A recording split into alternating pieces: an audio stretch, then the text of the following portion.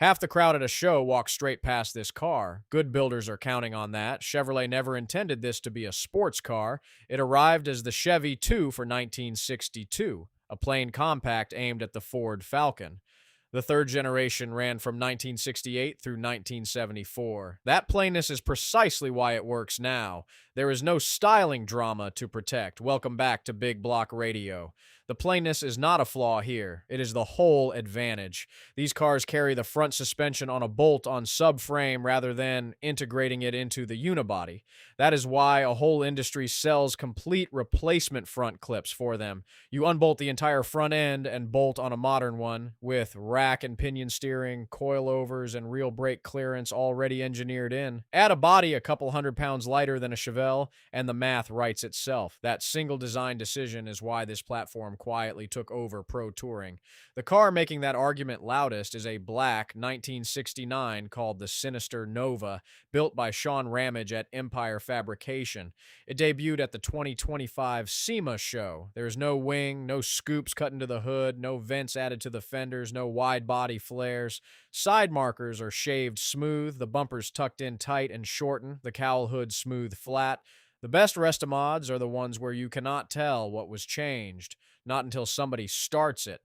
The engine is a 427 cubic inch LS on a dart block by Nelson Racing Engines, with a Whipple supercharger on top.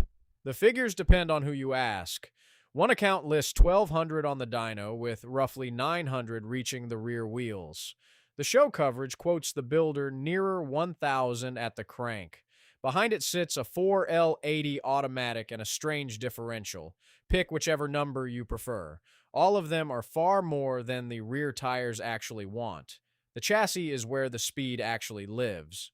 A Detroit Speed hydroformed front subframe, their quadrillink rear suspension, and bare brakes at all four corners. A stock front end was designed around bias ply tires and drum brakes. Forgeline three-piece wheels wear Toyo rubber, 225 wide at the front and a 335 section at the rear. That rear tire is doing more for the car's actual pace than the supercharger is. If you build one, the mistake almost everybody makes is buying the engine first. Do not. The body decides the project. They rust in the rear frame rails under the trunk floor, the trunk drop-offs, the rear window channel, and the lower quarters. Sort the sheet metal, then the chassis and brakes, then the drivetrain. The crown is the Yenko, a 1969 fitted with a 427 by Don Yenko's Pennsylvania dealership.